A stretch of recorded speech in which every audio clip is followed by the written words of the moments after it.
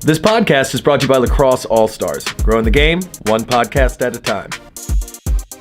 What's going on, LaxAllStars? It is Friday, which means you guys deserve a little bit of the lacrosse podcast for making it through the week. I'm Justin Skaggs, and we are coming to you from my wood shop here in Philadelphia, where we run woodlacrossesticks.com. This is a show where we tell you guys what just happened in the world of lacrosse and what's coming up. Also, we have a sick interview with Justin Guterding about what it's like to kind of be a rookie in the NLL and what that feels like. He actually just got some solid playing time recently, and I was fortunate enough to see his first run. So let's get right into it. Before we get started, here's a quick look at a series that we're going to be doing for the Woodshop series, Season 2.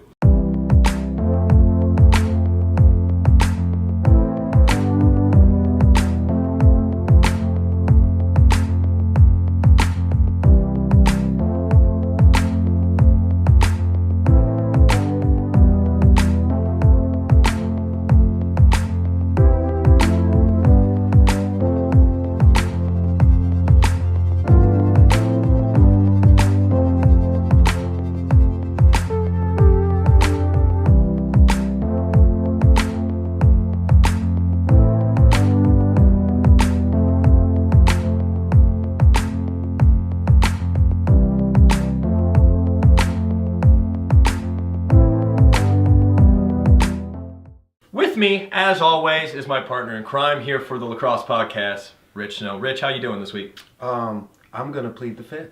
Fair enough. You get it? Cause of the crime thing. He just made that joke. Oh. Yeah. No, I was just gonna casually assume that you had a bad week. No, it was a great week. I was just it was a dad joke, I guess. Yeah, there's you have a new child. I'm getting older. I think maybe that's what it is. I think maybe one just appeared because of that joke. Actually, I can see. Like a Terminator. So we should hurry this up because apparently you have I gotta some go take care of that to child that appeared. There's a really amazing interview coming up with Justin Guterding. I was able to go see his opening game, and we'll get to that in a little bit. But just so you guys know what's in store for you, he really opened up about what it's like to run on the field for the first time and to make a transition from like an absolute monster in field to a novice in box. And I thought it was really interesting how he shined light on just how different these games really are. Yeah, I mean, it really was reflecting of the American lacrosse experience. Ooh, I like that. Honestly, really, I mean, that's why we're trying to bring more box to the States. I mean, you could be the #1 goal scorer in NCAA history and still be basically, I mean, as he said, almost like an amateur on the box court. And obviously, anyone who's seen him, and he did get playtime, so you do have those natural skills and talents. Oh, absolutely.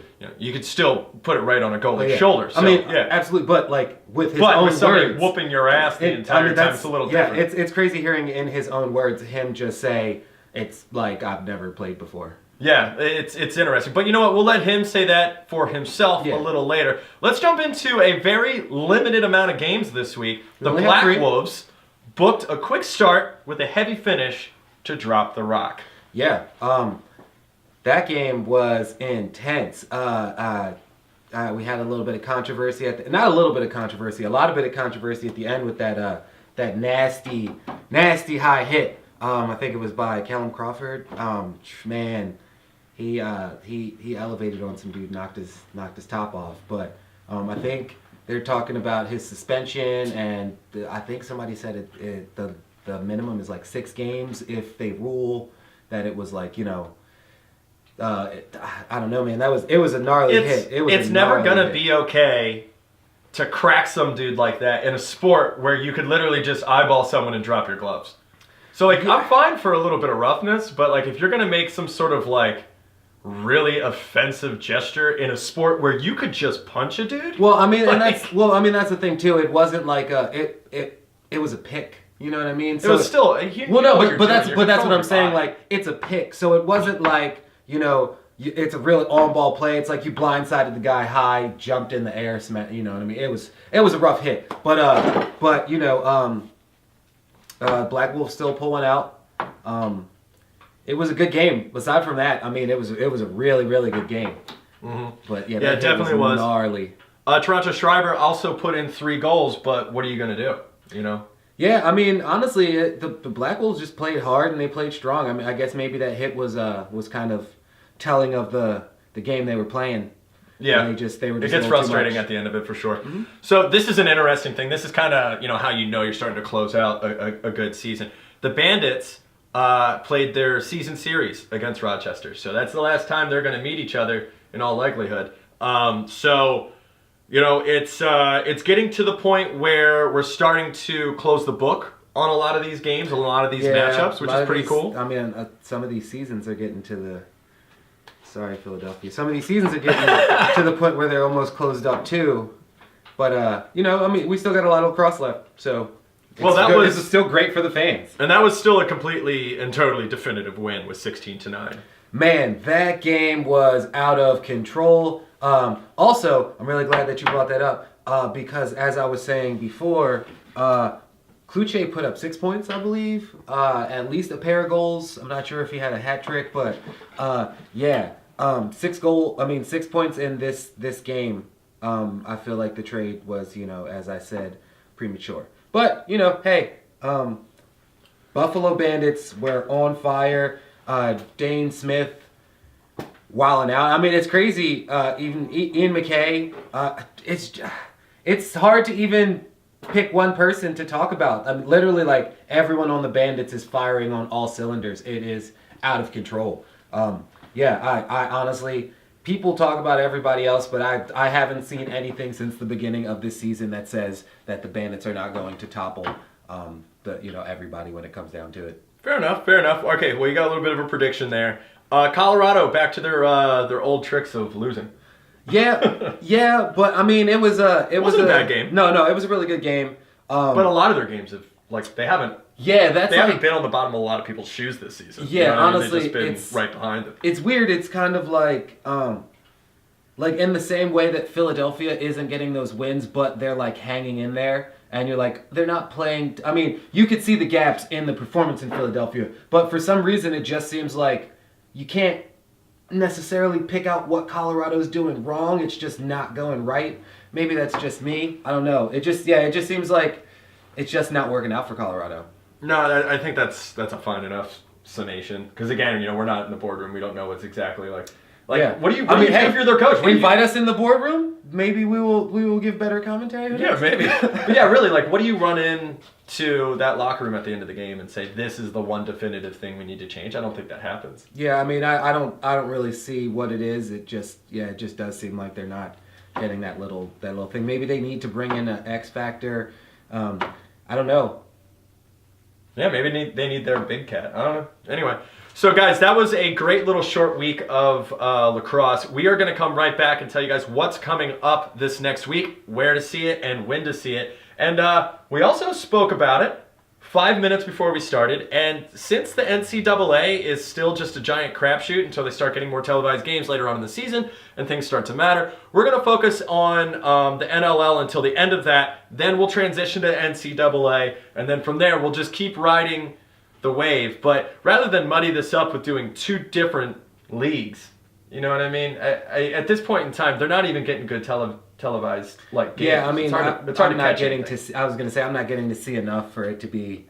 I saw one game last weekend. Saw one game this weekend that just passed. So I don't know if we're getting enough for it to matter. I promise all of the fans I will care soon. Okay. But right now I just literally don't. I want to see what happens at the end of the NLL. I too will promise all of the fans that he will care soon because if it's not box, I vaguely pay attention. Fair enough. All right, we will be right back and let you guys know what's coming up and where to watch it.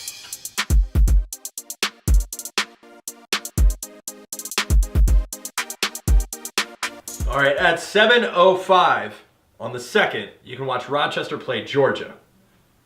Also on the 2nd at 8:30, Calgary takes on Saskatchewan. And you could literally not do anything at all on the 2nd except for just ignore all your friends, sit down, watch Bleacher Report, because at 10 p.m., you have Vancouver, San Diego. That is a solid evening of lacrosse. Well, one of the great things about the Bleacher Report app, send us a password, is that you can take your device with you and watch the games as you're out with your friends. Unless you don't have a password. Unless you don't have a password, send us a password. Send us a password. And then let's wrap this up. So on the 3rd, 1 p.m., kind of way just to break up your day here. You can watch Colorado and New England.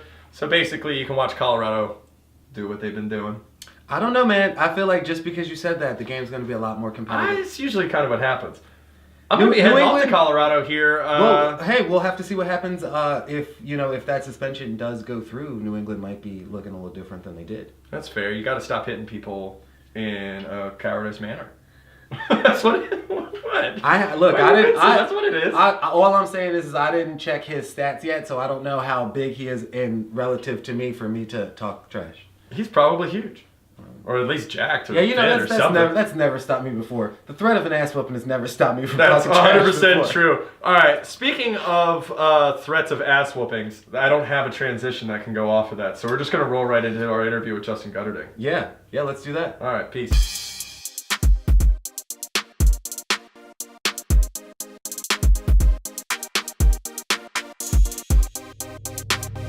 All right, everybody out there in podcast land, we'll call it. Call it whatever you want, Rich. I'm going to call it podcast land then. We have the leading goal scorer in NCAA history. What, you think you're better than me? No. I mean, it's not a thought. It's not a thought. Justin Guterding's in the building. Ladies and gentlemen, Justin.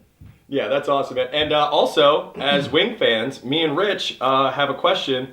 What's going on? We want to know what's going from, like, the MLL to the NLL, because you're not really a normal box player. Right. So what's that transition like? Yeah, what's going on, guys, first of all? But yeah, never played box before in my life. But I was super pumped that the Wings drafted me, gave me an opportunity. I've been learning the game for the past probably 2 months. They've given me an opportunity last weekend, and got my shot, and we actually pulled out a W. I know, I was there. I had a couple. I was screaming. It was a great time. It was a great time. A dad moved his kids away from me. That actually happened. Were you yelling, "Let me hold your baby"? No, I wasn't trying to hold anyone's baby. But I was sitting with Redbeard, and he did look at me, and he's like, yo, like, maybe you should watch your mouth a little bit. And I'm like, oh man, like no one ever tells me to watch my mouth. Probably because you're a lot more respectable than me, which is weird. It might just be the size difference, You're like an inch taller. Yeah, but I didn't shave my beard. Yeah, whatever. So what is that process like? Like, you go from the MLL, you were an absolute all-star there. Obviously, your Duke career is one of the best Duke careers in the history of the game. And thank you for that. Yeah, he's a Duke fan all of a sudden. All of a sudden. He's just known him for 12 years, never once heard anything. That's really funny because the first game we ever went to was Duke versus Johns Hopkins. And we sat in the Duke section because I was cheering for Duke. We sat in the Duke section because I got free tickets. Well, I mean, luckily for you. Yeah, fair enough. So what is that transition like? Yeah, it was actually it was a lot harder than I expected. I didn't even know the rules going into the game. Yeah. I kind of watched it, trying to lead up into training camp and, just do my best. But once you're out there, and it moves really fast. Yeah, it's aggressive. It's really close quarters and everything's tight. It's a lot of fun. You get treated like a professional in the league, which is really cool. But yeah, the game itself is obviously, I think it's just two completely different games, outdoor and indoor. But yeah, I've had a blast so far. What's your number one thing that you've adjusted? Because I went from field to box as well. Yeah. And I didn't adjust anything. I just got my ass beat for like 3 straight weeks until I was like, oh, okay. But like, I'm sure you went to it a little bit more strategically. You're like, I'm going to study film. I should work on this. Like, what was it that, like, before you even walked in, you're like, that's what I need to do? I think embracing the physicality of the game. Fair enough. Yeah, I had to buy into the whole, you're going to get beat up, but, trying to avoid it as much as you can, right? Mm-hmm. Slipping picks instead of just setting hard ones. Kind of just easing your way around it. But, yeah, I'm starting to get a hold of it and having a lot of fun. Were you surprised? I was surprised by how vast the world of box lacrosse is. Like, in Canada, it's all that there is. Right. Yeah, it's kind of weird being like an American guy and just like, I mean, it's weird because, I got into lacrosse like from like being able to catch a random Wings game on like, what was it, Comcast Sportsnet back in the day. So like when I like started playing field, they were like, please don't do any of the stuff you think you're supposed to do. So like being able to play box again, I was like, oh, this is like what I remember. But like there was like no one ever heard of box lacrosse like down here, and you go up north and they're like, yeah, field is like cool. Right, especially coming from Long Island. Even during the winter, you would just go indoor and play a field style. When did you go to like phonetics class and lose your Long Island accent? Wow. I'm just No comment. I was gonna say I'm over Especially here. from Philly guys. Hey, listen to Matt Rambo speak we'll call every day. something a John right now. I got no I problem. was gonna with say that. I can't comment on terrible accents. Yeah, he can't even pronounce water correctly. He throws a D in there like it belongs. There's a couple. What O's is with and a that D. though? Like in Long Island, you would assume because isn't that like a quasi hockey acceptance town? Like, don't people play Yeah, you guys do like you hockey guys and do whatnot hockey up there? Am I mistaken? Not as much as you think. I think that's more upstate New York. Upstate New York? Yeah, Long Island is, I would say, mostly lacrosse, to be honest. Yeah, I fair play enough. football and lacrosse, but football is not very big. I would say it's a heavily populated lacrosse community. Well, you're playing with Big Cat Kevin Crowley I now, am. and he is real big in expanding box lacrosse in the Pennsylvania region Yep. with Fusion Lacrosse. Yeah, he's done an incredible job. Just from following him on social media, he even takes some of the Wings players to his camps and clinics, and he's done an incredible job. It seems like in Philly. I think there's an opportunity missed, especially in like the Long Island. I mean, because this whole conversation is about transitioning from one game to another. Right. And if all you really had to do to get yourself in a comfortable aspect was deal with the physicality, I'm not sure a lot of lacrosse players really are going to have too hard of a time with that. Right. Yeah, I think it's more learning the rules and just getting out there and playing. I think I could watch as much film as I want, but I think it's the experience of just getting out on the floor and playing. That's the only way you're going to really get better at it. It's interesting because we talk a lot about goons and enforcers as, like moving in. That is something that's not in field. There's no like, oh, I'm an enforcer. No, you're going to get a flag in like 10 seconds. Your Right. coach is going to yell at you. But like in the NLL, a lot less than, like the Can-Am tournaments and stuff. There's just someone out there just to whoop it, just to kick it. There's Yeah, a few those big Can-Am boys out there. tournaments are. They are I was just watching. I think it was the ALL. I'm always bad with the initials, but just watched two dudes just like drop. And it's funny too, because just watching them like in the old like Canadian sense of like, hey, you want to go? Let's go. And Yeah. it was just like I still love watching like a nice little scrap. Yeah, we got one of our enforcers is probably one of the smallest guys on our team. Yeah. Chet Konecki is. I was gonna say it's I can never pronounce his last name, but man, that bull throw him. He don't care. I like the it. toughest guy I've ever met.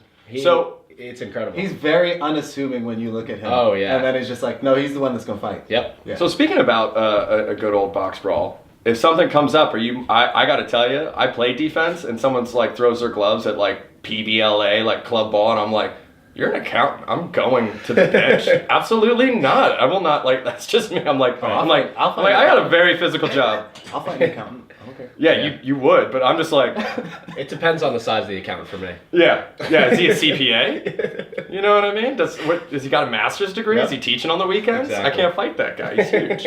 He's huge. So, besides the physicality of the game, what would you suggest to like a field player from your area, or for that matter, the Midwest probably, or like California? The box just isn't there. Right. From an avenue, you went to a very prestigious school and you did very well for yourself at this game. Would you tell a young kid to spend or, depending on your answer, waste their time playing some box lacrosse? Or would you say stick to the field until the opportunity comes? No, if I had the opportunity now, when I was younger, I would have definitely jumped on the box opportunity. I think there is starting to become a little bit more leagues in Long Island, where I'm from. Out in the Midwest, I'm not really sure how that is. No one does. No one goes there. No. I don't know. Any opportunity you could get, I really think you should jump on it because, one, it's a ton of fun, and two, it's just a great experience for just learning another side of the game. Awesome. Yeah, it was crazy. We were just up at a youth box tournament the other weekend, and Fusion actually. we're at the Fusion Lacrosse tournament, and just like watching kids like that young, like and being really good at box, like they're gonna crush it like when they're older playing field. Like, I mean, it's been proven that the transition of the skills is you can't deny that box players are just, they crush it at field lacrosse. Right. Fast Yeah, they do. hands, the eyes. Yeah, definitely the feeds, the quick sticks. It's Well, yeah, when you have a close quarters like that, and then you open it up to a huge field, and guys aren't on top of you when you're in the crease, and they're just have a little bit inch of space, they're going to be open. And then if they're playing with other box players, they know that, and they'll throw it into them, and then get a good shot on that. Well, I'm happy that you've had a good experience, and honestly, I'm happy that you're having it here in Philly. Me and Rich would really I'm enjoy it. happy you're finally getting some floor time. Yes. Because I was very confused for a while. It's like didn't we get Guterding? I'm confused. I don't know what They trapped me in a closet. This is actually the second take of this podcast because me and Rich started off and we're like, what the hell happened? Did you get injured? He's like, no, I never. He's like, I'm figuring this out. We're like, we'll start completely over because none of my questions matter anymore. That's funny. Yeah. So what was that like the first time you went out? I mean, because you've had a lot of big firsts. Yep. You know, I mean, you started every single game your senior year, if I'm not mistaken, right? In college? Yeah, dude. I started every single game since my freshman year. So, well, Jesus Christ, there you go. Yeah, you walk out like a Duke that. fan would have known that. I don't know. These Johns Hopkins boys, man. Yep. No, so It's hard it was watching a little team bit of built a around defense, Richard, Hey, and fundamentals, Hey, did you guys Richard. see how you guys did this weekend? Yeah. Okay then. Ooh. How about we? 0-2, right? Hey man. You know what? It's not even me because they didn't take my my transfer credit yeah, from I forgot. IUP State College and let me in there. No, so. I thought you weren't a top recruit at the Hop. No, I did go to their summer camp once, and I heard Coach Petramala make fun of a kid's cankles while he was riding around on a golf cart, and it was hilarious. He's ruthless. He was awesome. No, him and that kid were chirping the whole time. He's like, oh, you're not gonna get off the golf cart, huh? Big man, can't walk around. He goes, shut up, cankles. Drives left. It was hilarious. I was like, he's like 12. The kid just kept rolling, man, but it was funny. Yeah, that guy will chirp with a child or anybody. Anyone who wants to throw it at him, he didn't care. He's like, Threw it at me a few you're at my times. camp. Absolutely. But yeah, so you've had a lot of crazy starts. Yep. Where did this match up? It's got to be top 3 experience of my lacrosse career. Playing in the Final Four is obviously number 1. Fair. But yeah, playing in front of Philly with I think 10 or 11,000 people in Wells Fargo it's like no other feeling. I was gonna say you got a debut in the home game too. Oh, That's yeah. Nice. It was really cool, especially from watching first I think 6 or 7 games just up top in the press box. You could feel the energy, but when you're down on the floor, it's unmatched. It's something that's I never felt really except the Final Four when there's. What do you hear on that level? I was always curious. The music's really loud. Yeah, it's I crazy. don't deny that. I was gonna say I noticed that last time. I was like, they're really pumping that music. Yeah. Yeah, they're like just screaming Rage Against the Machine at a bunch of professionals Yeah. who are trying to do their job. It's got to be weird. I'm sure guys will deny that you don't really, you kind of tone it out, but I've when heard I was that. out there, I definitely, it's pretty loud. But yeah, you hear the WINGS chant for sure. That's really cool. They go back and forth, and you hear it all. Personally, maybe it was just me caught up in the moment. Especially maybe some guys who are veterans who've been there a while. They're used to it. Usually when I'm playing lacrosse, there's no music. Yeah. There's just whistles and. It's like golf. Yeah, there's only music after you score a goal. But I like to go to like really not like Syracuse. There's just old men there yelling like really sophisticated insults. They're not nice up there. I was. But they're not like vulgar either. Like Right. I heard an old Hopkins fan once yell at a Syracuse guy in a hat. He's like, we're gonna squeeze the juice. I'm like that's incredibly That's polite. a well thought out. Yeah. He's like, I know, I have 5 more in this leather-bound book that I've written in with my quill pen. But yeah, like box lacrosse is definitely a little bit more rowdy. Oh yeah. Well, and the last game I was at, we were saying it's really weird that you feel like you're so close that if there wasn't music playing, they'd be able to hear everything I was saying. So maybe they're cranking up the music so that everyone in the stands can't have a conversation with the players. That's true. Because I mean, like, you're pretty close to the action. I was like, I feel like if there was no music, Trevor could hear me yelling his name right now. Absolutely.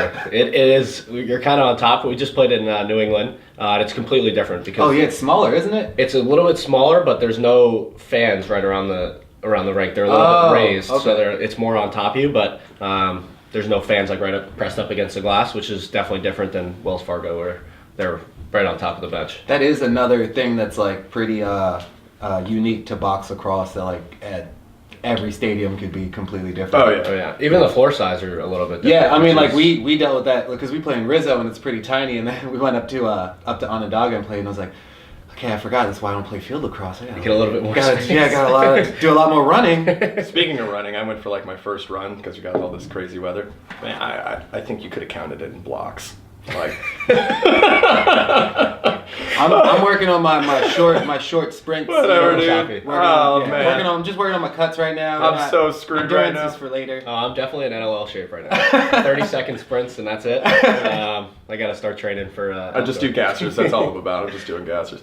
Well, I got to tell you, it was awesome to go see the game that you ran out on. Just by happenstance. Thanks to the Wings for hooking me up with some tickets last minute. And then to have you here the next day is pretty rad. Yeah, it was awesome. I appreciate you guys having me though. Hey, thanks for being here. Well, go Wings. I get to rub a lot of Duke pride in his face right now. Not really. Is he a Hopkins fan? He's a Hopkins fan. He look around. He's got. You know what? You know what I can do? I can stop the podcast. Ladies and gentlemen, thank you for joining us. As always, Frank Stanley wrote our music. Joe is our editor, and he's incredibly handsome. I'm pointing out it behind the camera there. Hey, Joe. Nice wave. And until next time, thanks to STX for bringing you by. Take care. Keep laxing. I did finger guns.